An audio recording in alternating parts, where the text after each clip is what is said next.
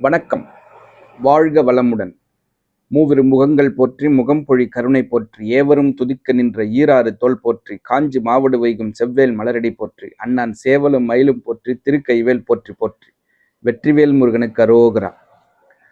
வாஸ்து பயணத்தில் ஏற்பட்ட அனுபவம் உங்க கூட பகிர்ந்துக்கலான்னு சொல்லி, இது என்னுடைய சொந்த ஊர்ல ஏற்பட்ட அனுபவம்.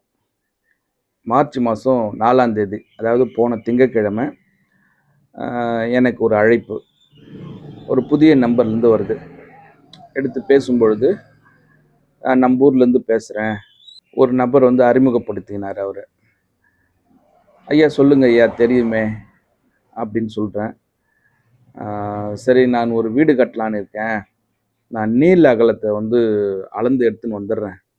எனக்கு ஒரு வாஸ்துப்படி ஒரு பிளான் போட்டு கொடுங்க அப்படின்னார். நான் கேட்குறேன், உங்களுக்கே வாஸ்து தெரியுமே, எதுக்கு என்ன வேற கேட்குறீங்க அப்படின்னேன். இல்லை, என்னதான் தெரிஞ்சாலும் அது நீங்கள் அதே வேலையாக இருக்கிறீங்க அப்படின்னு சொல்லி சொன்னார். அப்படின்னா நான் இடத்த பார்க்காம வந்து பிளான் போட்டு தரமாட்டேன். இடத்த ஒரு நாளைக்கு பார்த்துருவோம், அப்புறமா பிளான் போட்டு தரேன் அப்படின்னு. சரி, எப்போ நாளைக்கு வர முடியுமான்னார். இல்லை, நாளைக்கு முடியாது, நான் நாளான்னைக்கு வரேன். நம்ம ஊரில் ஒரு வேலை இருக்குது. ஸோ அதுக்காக வரும்போது நான் அதையும் சேர்த்து பார்த்துட்றேன் அப்படின்னேன். சரி அப்படின்னாரு. அவர் எப்படிப்பட்ட மனிதர் அப்படின்னா, ஒரு மிக சிறந்த நாடக நடிகர். ஊரில் வந்து கிராமத்தில் பார்த்தீங்கன்னா இன்றைக்கும் வந்து தெருக்கூத்து, ட்ராமா அப்படின்னு 2 நாடகம் நடைபெறும். அதில் இவர் வந்து ட்ராமா நாடக நடிகர். அதையும் தாண்டி ஒரு நாடக ஆசிரியர். அதையும் தாண்டி ஒரு அருமையான ஒரு கீபோர்ட் பிளேயர் அவர். அந்த காலில் மிதிச்சுக்கிட்டு 2 கையிலையும் வந்து ஹார்மோனியம் வாசிப்பாங்க. ஸோ அதில் வந்து ஒரு எக்ஸ்பர்ட்டான ஒரு மனிதர். 2 கையிலையும் ஒரு ஹார்மோனியம் வாசிப்பார். ரொம்ப அழகாக அந்த ஹார்மோனியம் அப்படியே பேசும். நம்ம பேசுகிற மாதிரி அவர் வாசித்தார்னா. அப்படிப்பட்ட ஒரு மனிதர். ஒரு நல்ல ஒரு சிறந்த அறிவாளி. ஒரு விஷயத்தை பார்த்தாருன்னா அப்படியே செய்யக்கூடிய ஒரு மனிதர். என்னை வந்து குழந்தையிலேருந்தே அவர் பார்த்துக்கிட்டு இருக்கார். என்ன, எங்கள் தாத்தா நிலத்துக்கு பக்கத்து நிலம் தான் அவரோட நிலம். ஸோ நாங்கள் அங்கே போகும்போது வரும்போதெல்லாம் பார்த்து எங்களை கிண்டல் பண்ணிலாம் பேசக்கூடிய ஒரு மனிதர். எப்பவுமே சிரிச்சுக்கிட்டே இருப்பார். அந்த சிரிப்பில் 2 அர்த்தம் இருக்கும். அந்த மாதிரி ஒரு டைப் அவர். பட் நல்ல மனிதர். அப்போ சரி, நான் வந்து பார்க்குறேன்னு சொல்லியாச்சு. அந்த 6ஆம் தேதி ஊருக்கு போகிறேன், என்னுடைய சொந்த வேலையாக. அந்த வேலையெல்லாம் முடிச்சுட்டு அதுக்கப்புறம் அவர் கூப்பிட்டு அந்த இடத்த காட்டுங்க அப்படின்றேன். அந்த இடத்த காட்டுங்க அப்படின்றேன். அப்புறம் கூட்டிகிட்டு போய் காட்டுறாரு. அதாவது நான் பிறந்து வளர்ந்த ஊர். அங்கே எனக்கு தெரியாமல் ஒரு விஷயம் அங்கே இருக்குது. ஊரெலாம் சுற்றின்னு தானே இருப்போம் சின்ன வயசில். அதுவும் எங்கள் படிக்கிற ஸ்கூல் பக்கத்துலேயே அந்த இடம். நாங்கள் மதியத்தில் வந்து சும்மா இருக்க மாட்டோம். சாப்பிட்டுட்டு அந்த ஒரு 1 ஹவர் பிரேக்கில் 10 நிமிஷத்தில் சாப்பிட்டுட்டு மீதி இருக்கிற 50 நிமிஷமும் சைக்கிள் எடுத்துக்கிட்டு அந்த ஊரை ரவுண்ட் அடிப்போம். அதான் வேலையே சின்ன வயசில். அப்படி இருக்கும்பொழுது அப்போது எல்லா விஷயமும் தெரியுமில்ல, ஊரில் இது இருக்குது அது இருக்குது. நாங்கள் குளிக்காத கிணறே இருக்காது. அந்த மதியம் அந்த பிரேக் டைமில் போய் தண்ணி நிறைய இருக்கும்போது கிணத்துல குளிச்சுட்டு வருவோம். அந்த மாதிரியான ஒரு சூழ்நிலையில் ஒரு விஷயம் எனக்கு வந்து இது வரைக்குமே தெரியாத ஒரு விஷயமா இருந்தது. அங்கே அவர் இடத்த கொண்டு போய் காட்டுறாரு, இதுதான் இடம் அப்படின்னு சொல்லி. இடம் வந்து ஒரு அருமையான ஒரு 2 தெருப்பார்வை, வடகிழக்கு வடக்கும் கிழக்கு தெருப்பார்வை உண்டு, தென்கிழக்கு தெற்கு தெருப்பார்வை இருக்கு. ரொம்ப அற்புதமான இடம். சரி, இது நல்ல இடம், வீடு கட்டிக்கலாம் அப்படின்றேன். சரி, எப்படி கட்ட போகிறீங்க அப்படின்னும் பொழுது, எனக்கு 3 ரூம் வேணும், ஒரு கிச்சன் வேணும், ஒரு பெரிய ஹால் வேணும், எனக்கு போர்ட்டிகோ வேணும் அப்படின்னு சொல்லி கேட்குறாரு. அப்போது வாஸ்துக்காக எவ்வளோ செலவு பண்ணுவீங்க அப்படின்னு. அவர் சிரித்தார், வழக்கமாக சிரிக்கிற மாதிரி. என்னப்பா அப்படின்னாரு. வாஸ்துக்காக எவ்வளோ செலவு பண்ணுவீங்க அப்படின்னு. மறுபடியும் சிரிக்கிறார். இல்லை சிரிக்காதீங்க, பக்கத்தில் ஒரு வீடு இருந்தது. இந்த வீட்டை பாருங்க, இந்த வீட்டில் ஏதாவது ஜன்னல் இருக்குதா பாருங்க அப்படின்னு. ஆமாம், ஜன்னல் கிடையாது அப்படின்னாரு. அப்போ நான் பிளான் போட்டு தரேன்னா ஒரு ரூமுக்கு 2 ஜன்னல் போடுவேன். ஹாலுக்கு எவ்வளோ ஜன்னல் தேவையோ அவ்வளோ ஜன்னல் போடுவேன். நீங்கள் ஜன்னல் வச்சா நிறைய செலவாகுதுன்னு சொல்லிட்டு வைக்க மாட்டீங்க. அதனால தான் கேட்குறேன், வாஸ்துக்காக எவ்வளோ செலவு பண்ணுவீங்க அப்படின்னு சொல்லி அப்படின்னேன். சரி, அதுக்கு நான் வச்சுக்கலாம் அப்படின்னாரு. சரி, ஓகே, இதெல்லாம் பண்ணிடலாம். உங்களுக்கு போர் வேணுமா, சம்ப் வேணுமா அப்படின்னேன்.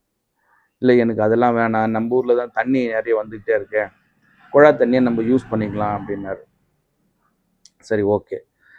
இப்போது செப்டிக் டேங்க் கட்டணுமே, நீங்கள் எந்த மாடலில் கட்ட போகிறீங்க அப்படின்னேன். தண்ணி அப்படியே இழுத்துக்கிற மாதிரி கட்ட போகிறீங்களா, இல்லை தண்ணி வெளியே வர மாதிரி கட்ட போகிறீங்களான்னு. இல்லை, நான் செப்டிக் டேங்க் கட்டல, கிணறு இருக்குது அப்படின்னாரு. இந்த விஷயந்தான் எனக்கு வந்து சொந்த ஊரில் அந்த இடத்துல எனக்கு ரொம்ப பரிச்சயமான இடம். கிணறு இருக்கிறதே எனக்கு தெரியல. எங்கே கிணறு இருக்குது அப்படின்றேன். இதோ இருக்குது அப்படின்னு சொல்லிட்டு, நாங்கள் பயிர் வைக்கும்போது கவலை அரைச்ச கிணறு இது அப்படின்னு சொல்லிட்டு ஒரு 10 அடி அகலம் இருக்கும், ஆழம் நிறையவே இருக்குது. அந்த கிணறு காட்டுறாரு. அந்த பிளாட்டில் என்னன்னா, அவங்க எதுவும் ஜேசிபிலாம் வச்சு க்ளீன் பண்ணல. அந்த செடியெல்லாம் முளைச்சிட்டு இருக்கு. ஒரு 1.5 அடி உயரம், ஒரு முட்டிக்கால் உயரம் செடியெல்லாம் முளைச்சிட்டு இருக்கு. அந்த செடி மறைச்சிட்டு இருக்குது அந்த கிணறு. அதுக்கப்புறம் இப்போ கிட்ட போய் பார்த்தா கிணறு இருக்குது. அந்த இடமே வந்து 35க்கு 58.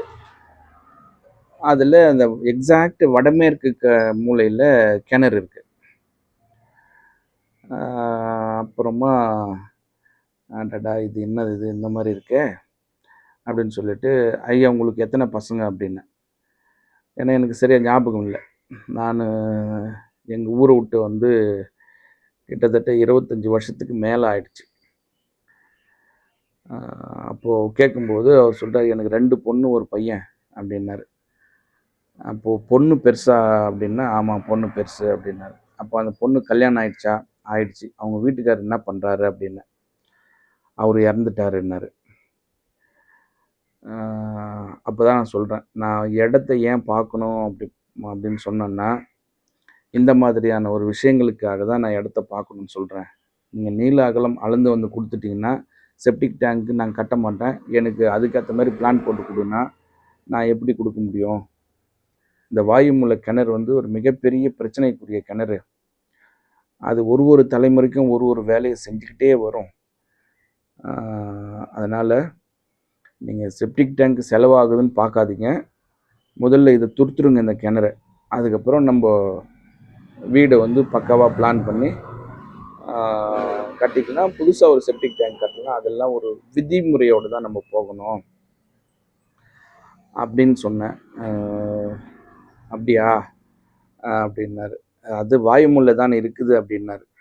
ஏன்னா அவருக்கு வாஸ்து தெரியும்னு நான் முதல்ல சொல்லியிருக்கேனே. என்ன ஏன் கூப்பிட்றீங்க, உங்களுக்கே நல்லா தெரியுமே அப்படின்னு. அவர் இருந்தாலும் நீங்கள் சொன்னால் அது சரியாக இருக்கும் அப்படின்னாரு. அப்போது வாயுமூல வந்து கிணறு இருக்குது, அது தவறு. வாயுமூல தான் பாத்ரூம் டாய்லெட் போடணும்னு சொல்கிறது சரி. ஆனால் அது எங்கே போடணும், எவ்வளோ தூரத்தில் இருக்கணும், அந்த வாயுமூல இருக்கணுமா இல்லை கொஞ்சம் தள்ளி இருக்கணுமா, அது வடக்கு பக்கம் போகணுமா இல்லை தெற்கு பக்கம் வரணுமா, கிழக்கு பக்கம் போகணுமா அப்படின்றது தான் மேட்ரு இருக்குது அதில். ஸோ அப்போ அவர்கிட்ட ஒரு விஷயத்த சொல்கிறேன், நீங்கள் வந்து நல்லா அந்த ஹார்மோனியம் வாசிக்கிறீங்க, அந்த ஹார்மோனியத்தில் காற்று போனால் தானே அது வந்து அந்த சவுண்டு வரும், நாதம் வரும். அது எல்லா இடத்துலையும் சவுண்டு போகலாம் இல்லை, ஏன் எல்லாத்தையும் க்ளோஸ் பண்ணி ஒரே ஒரு பைப் வழியாக மேலே கொண்டு வந்து அந்த கீபோர்டில் வந்து எதை நீங்கள் அழுத்துறீங்களோ அது வரைக்கும் வெளியில் வர மாதிரி ரெடி பண்ணுறீங்க அப்படின்னு. அது குறிப்பிட்ட இடத்துல வந்தால் தானே அது கரெக்டான ஒரு ஓசையை கொடுக்கும், அது இசையாக இருக்கும் கேட்குறதுக்கு அப்படின்னாரு. அதே மாதிரி தான் வாஸ்துவும். நம்ம வந்து நிறைய ஜன்னல் வைக்கணும், உச்ச வாசல் வைக்கணும், மாடிப்படி கட்டுற முறை இருக்குது. அதுக்கப்புறம் தெருக்கூத்து தெரு அமைப்பு, இன்னும் வீடு வந்து சதுரமாக கட்டுறோமா செவ்வகமாக கட்டுறோமான்ற அமைப்பு, அதுக்கப்புறம் இந்த செப்டிக் டேங்க்குன்ற ஒரு விஷயம், அது எங்கே வரணும் அதுதான் கான்செப்டு. நம்ம வீட்டை சுற்றி 4 பக்கமும் காலி இடம் விடணும். நம்ம இடத்துக்குன்னு தனியாக காம்பவுண்ட் போடணும். இந்த மாதிரியான விஷயங்கள்லாம் இருக்குது அப்படின்னு சொல்லிட்டு நீங்கள் அந்த கிணறு துருத்துருங்க. துருத்துட்டு எனக்கு ஒரு ஃபோட்டோ அனுப்புங்க. அதுக்கப்புறம் நான் பிளான் போட்டு தரேன்னு சொல்லிட்டு வந்துட்டேன். அந்த இடம் பார்த்துட்டு வந்ததுக்கப்புறம் 6ஆம் தேதி மதியம் பார்க்குறேன். எனக்கு நேற்று நைட்டு வரைக்குமே ஒரு பயங்கரமான உடம்பு வலி. அவ்வளோ வலி எனக்கு. எல்லாரும் வந்து ஒரு இடம் பார்க்குறதுல உங்களுக்கு என்ன ஆகிடப்போகுது, வந்து பார்த்துட்டு போங்கன்னு ஈஸியாக சொல்லிடுறாங்க. பட் நான் பட்ட கஷ்டம் வந்து ஒரு சாதாரண இடம். நான் ஜஸ்ட் ஒரு வாக் போய் அந்த கிணறு பார்த்துட்டு வந்தேன். அந்த கிணற துருங்கன்னு சொன்ன வார்த்தைக்காக எனக்கு வந்து இப்போது 3 நாட்களாக பயங்கரமான ஒரு உடம்பு வலி. அது வந்து டாக்டர்கிட்ட போகிற அளவுக்கு ஆயிடுச்சு. ஸோ இந்த வாஸ்து வந்து அவ்வளோ பெரிய நிறைய பேர் வந்து இந்த நீர்வளம் பார்க்குறவங்களாம் சொல்லுவாங்க, ஒரு நாளைக்கு என்னால் ஒரு இடம் தான் பார்க்க முடியும், 2வது பாயிண்டில் என்னால் பார்க்க முடியாது, என்னுடைய உடம்பு தாங்காது அப்படின்லாம் சொல்லி நான் கேள்விப்பட்டிருக்கேன். ஸோ அதே மாதிரியான ஒரு சூழ்நிலை எனக்கு பல தடவை நடந்திருக்கு. இப்போ இந்த முறையும் அந்த அந்த மாதிரியான ஒரு நிகழ்வு. அவர் வந்து அந்த கிணற துருப்பாருன்னு நம்புகிறேன் நான். துருத்துட்டாருன்னா அவருக்கு நல்ல வாழ்க்கை நிச்சயமாக உண்டு. அடுத்து என்னென்னா, ஒரு ஒரு திருமண நிகழ்வு. அதில் வந்து ஒரு நிறைய செலவு பண்ணுறாங்க. இப்போல்லாம் பார்த்தீங்கன்னா திருமணத்துக்காக நிறைய மக்கள் செலவு பண்ணுறாங்க. அதாவது ஒரு பெரிய மண்டபம் பிடிக்கிறாங்க, நிறைய பேனர் வைக்கிறாங்க, மண்டபத்தை பயங்கரமாக டெக்கரேட் பண்ணுறாங்க, நிறைய அழைப்புதழ் பிரிண்ட் அடித்து தெரிஞ்சவங்க தெரியாதவங்க எல்லாருக்குமே கொடுக்குறாங்க, கூப்பிடுறாங்க, எல்லாரும் வராங்க.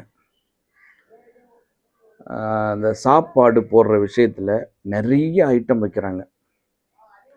மக்களால் சாப்பிடவே முடியாது அந்த மாதிரியான ஒரு சூழ்நிலைக்கு கொண்டு வராங்க. ஏன்னா அவ்வளோ ஐட்டம்.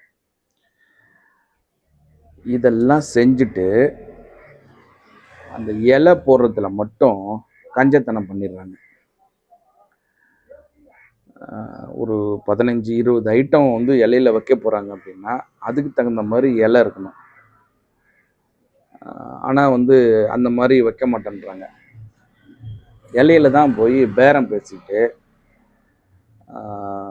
எனக்கு வந்து 2 ரூபாய்க்கு கொடுங்க, 1 ரூபாய்க்கு கொடுங்க, எனக்கு 5000 இலை கொடுங்க, நான் 5000 வாங்குறேனே, அதனால் எனக்கு ரேட்டு கம்மியாக கொடுங்க அப்படின்னு சொல்லிட்டு பேரம் பேசி சின்ன சின்ன இலையாக வாங்கிட்டு வந்துடுறாங்க.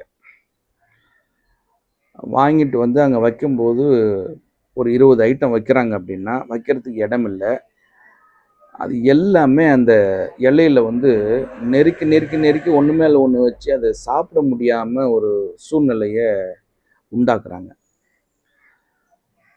நானும் நிறைய பேருக்கு சொல்லியிருக்கேன், நீங்கள் சாப்பாடு என்ன ஒன்றாலும் போடுங்க, ஆனால் இலை வந்து கொஞ்சம் பெரிய இலையாக வைங்க, அப்போ தான் அதில் வந்து சாப்பிட முடியும் அப்படின்னா அந்த இலையில தான் எல்லாருமே கஞ்சத்தனம் பண்ணுறாங்க.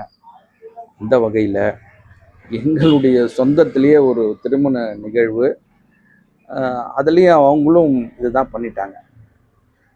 நான் அவங்களுக்கு முதல்ல சொல்கிறேன், இலை வந்து பெரிய இலையா, பெரிய இலையில் முனை இலையாக வாங்குங்க, அது தலைவாழை இலைன்னு சொல்லுவாங்க. அப்படின்னு சொல்லும்பொழுது ஆமாம் நம்ம தலைவாழை இலை தான் வாங்க போகிறோம் அப்படின்னு தெளிவாக சொன்னாங்க. தலைவாழை இலையிலேயே இந்த சைடில் வர குட்டி குட்டி கண்ணிலேருந்து கட் பண்ணி கொடுக்க போகிறாங்க, அது அகலம் வராது, பெரிய மரத்தில் பெரிய இலையில் முனை இலையாக கட் பண்ணி வாங்குங்க, ஒரு 5 ரூபா 6 ரூபா வரும் ஒரு ஒரு இலை, அது ஆணை ஆகிட்டு போகுது, அதுதான் நல்லா இருக்கும் நம்ம வைக்க போகிற மெனுக்கு அப்படின்னு சொல்லும்போது எல்லாம் ஒன்று தலையாட்டிட்டு அவங்களும் கடைசியில் இந்த மாதிரி தான் பண்ணியிருக்காங்க. ஸோ ஒரு சின்ன இலை, அந்த டேபிள் பார்த்திங்கனாலே ஒரு அடி அகலம் தான் இருக்குது, அந்த டேபிளை விட சின்ன இலையாக வச்சு அதில் சாப்பாடு ஒரு 20 ஐட்டம் வைக்கிறாங்க. அது கூட்டாஞ்சோறு மாதிரி இருந்தது, எல்லாத்தையும் சேர்த்து ஒன்றா பிசைஞ்சு தான் சாப்பிட்ற அளவுக்கு இருந்தது அந்த இலை வந்து. ஸோ இனிமேலாவது கல்யாணம் பண்ணுறவங்க நீங்கள் வந்து நிறைய ஐட்டம் வைக்கிறீங்கன்னா கொஞ்சம் இலையும் கொஞ்சம் பெரிய இலையா வைங்க. அப்போ தான் அதில் வந்து தனித்தனி எடுத்து அந்த அந்த ருசியோடு சாப்பிட முடியும். அந்த சுவை வந்து அப்போ தான் அவங்களுக்கு புரியும். நான் எந்த சுவை இருக்குதுன்னு சொல்லி. ஸோ இதெல்லாம் கொஞ்சம் பார்த்து நீங்கள் பண்ணுங்கள். கஞ்சத்தனம் இலையில வேண்டாம்.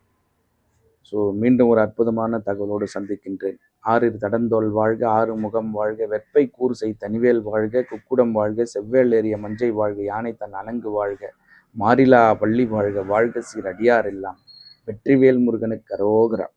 வணக்கம். வாழ்க வளமுடன். எல்லாம் செயல்கூடும்.